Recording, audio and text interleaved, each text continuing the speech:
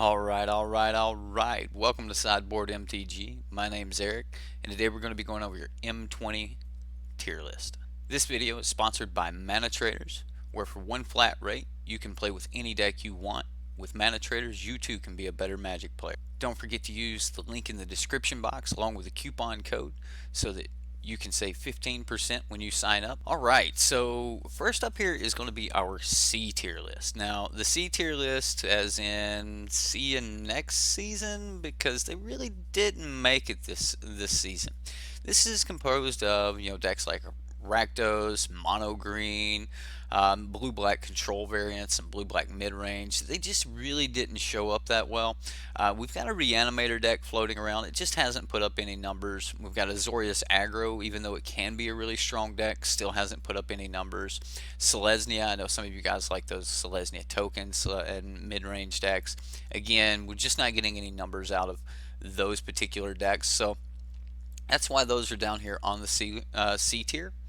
Now, that doesn't mean that they're horrible decks. You're going to be able to have a lot of fun with them. They're great for F&M and things like that. But as soon as you start coming up against a more solved meta, if you will, you're going to run into some problems if you're running those decks. And not saying that you can't beat those top tier decks with a Mardu deck. Just that they haven't put up enough numbers this season for us to label them as a higher tier deck. Next here we've got a B tier list. Now B tier is in, I bet you can take down Friday Night Magic with this. I mean, these are serious decks. I mean, we've got Simic Ramp, which is like a Nissa deck that can just take over the board really quick. You've got variants of this deck that run Nexus of Fate. We've got Nexus of Fate Reclamation. Those builds. Those are also here on the B list. We've got Blue Red Phoenix. Blue Red Phoenix is a great deck. It's just not doing really well in the current meta. And with Blue Red Phoenix in particular, as long as people are worried about other decks in the top tier, they're going to have answers for your Phoenixes. We've got Sultai Midrange. This was one of the strongest decks around a couple seasons past, and it didn't lose anything. It's just that the meta changed a little bit, so it's no longer as strong as it was. But at any given weekend, you could have that opening to shoot right in there with one of these decks. We've got Jeskai Walkers, which is actually probably the best deck on the B tier list. We've got Golgari Explorer. These decks run either like Command the Dread Horde or Bolas's Citadel can go off. Some of them have an absolute combo finish, especially the Bolas's Citadel versions of the deck. We've got 4-color elementals, and I put 4-color elementals down here on the B tier because we're not seeing as many numbers out of the 4-color elementals as we are seeing out of the 3-color elementals, and we'll talk about that in just a moment.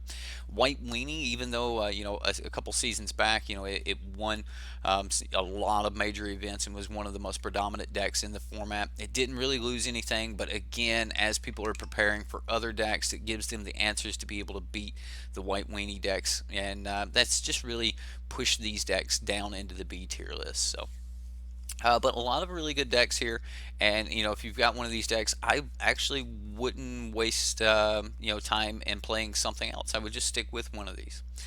Next up, we've got our A tier list, as in, oh man, not this deck again.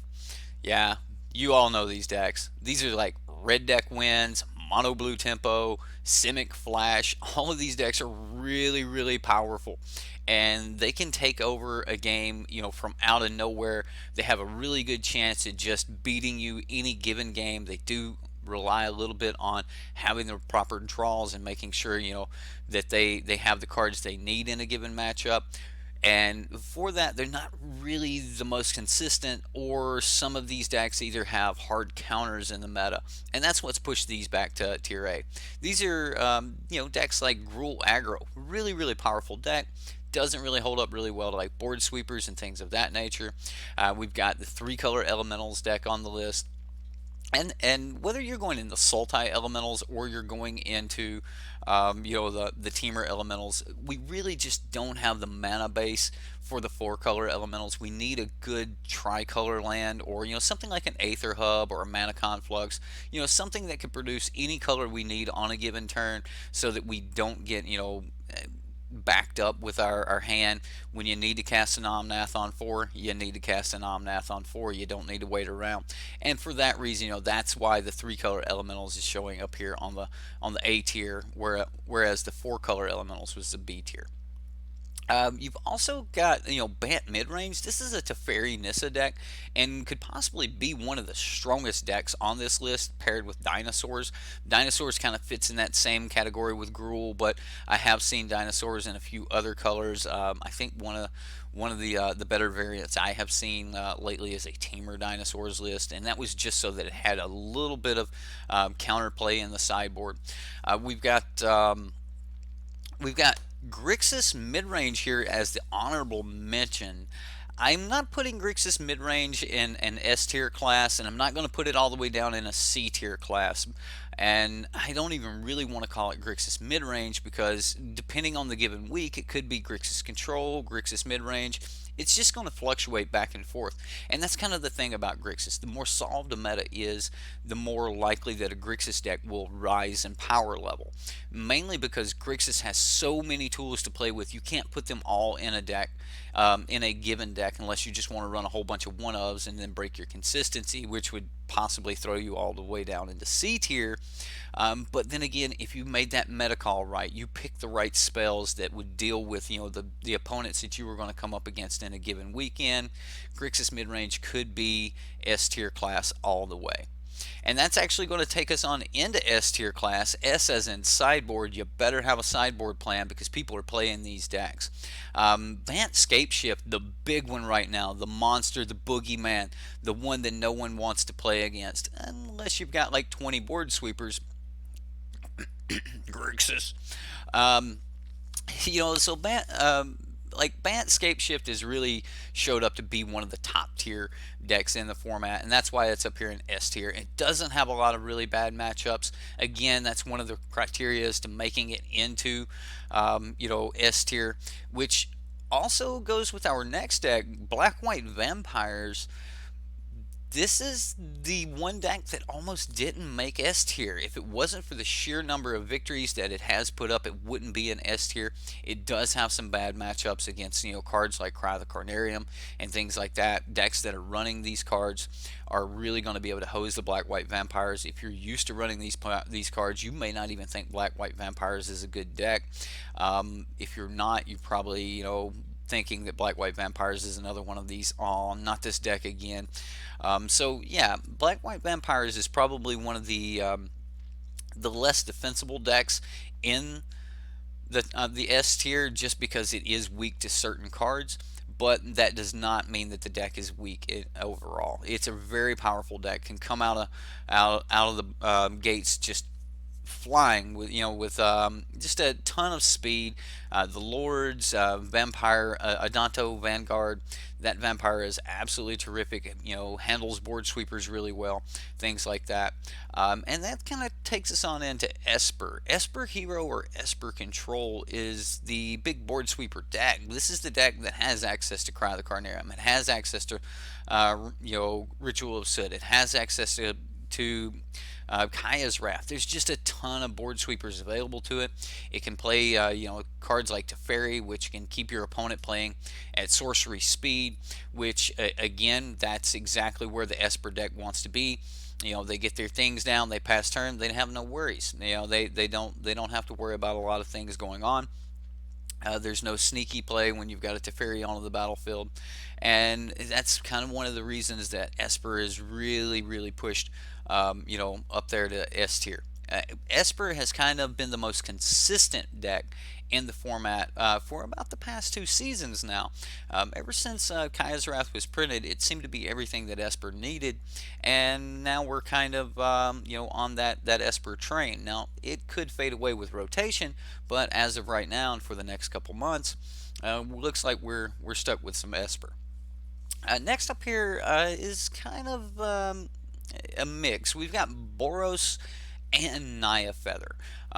Now, Boros Feather has put up the most numbers, and that's actually because I think it's got the most play, but recently we're starting to see a few numbers from Naya Feather, mainly just the extra draw power of having the green in your deck. That's right. Put green in your deck, and you get more draw power. But the Boros Feather deck has really put up a lot of numbers. It's a really good deck. Naya Feather was my personal pick, and there might be a little bit of biasm by putting the Naya Feather deck with the Boros deck here on the S tier class. I'm sure I'll catch heck from some of you guys in the comments about it. Whereas Naya Feather itself's probably down on the A tier list, and Boros Feathers maybe up on the S tier list. That's not necessarily saying that I think the Boros deck is better. But more or less, I think that the Boros deck has gotten more play and more people played it. We even had Oliver Tomoko, national champion from a couple seasons back. He was playing the Boros deck. It's a really, really powerful deck, and I think a lot of you are really going to like it if you do end up with the Boros or the Naya Feather deck. Next up here, we've got the honorable mention for the S tier class, and this is because we just really don't know. It's a deck that has showed up late in the format. This is the first time that I've actually seen this happen since last rotation, where we had the blue-red GPG deck show up at the very end of the formation. Or the rotation, and it just really started taking over the format. And that may be what we see out of the Kethis combo deck, but really we just haven't had enough time to tell. And we do have some comments from a lot of the pros and the MPL members and things saying that the Kethis deck could be one of the best decks out there. They also say that it could probably be one of the hardest decks in the format to play. So, that's one of those things that we really just don't know about, and I'm going to take the pros' word for it that it is a really, really powerful deck. I tried to play the deck and personally did not have. I won my games. I won most of the games that I played with it, but I didn't really feel confident that I knew that the lines were going to be there, and you just kind of got to play it out, and then all of a sudden things just start happening, and that's kind of fun too. It's like, hey, let's spin the wheel and see where this goes. And it kind of reminds me a little bit of KCI when it comes to that. Let's start milling ourselves. Let's fill up that graveyard. Let's see what can come out of this. And sometimes you'll just mill your opponent out, or you'll just burn them to death with Oath of Kaya. Either way, the Kethis combo deck has recently showed up in the format and could prove to be one of the most powerful decks in the format. Only time will tell, and that's why it got the S-Class honorable mention. Alright guys, so that is your tier list. I hope you enjoy. If your deck is not on the tier list, let me know in the comments. Let me know what deck that you're playing. What do you think's good? Did I make a mistake here? Do you think some of these decks should not be on the S tier? Do you think some of these decks should not be on A tier? Maybe some of these C class decks should be on the B or A tier. Heaven forbid you think that one's even up on the S tier. I will say that S tier was picked by decks that had the most wins, so it's going to be hard to argue that one. But A, B, and C are all optional. Let me know what you think about the tier list. My name's Eric. I hope you've enjoyed the video. Don't forget to hit that like button, that subscribe button, and we'll see you next time.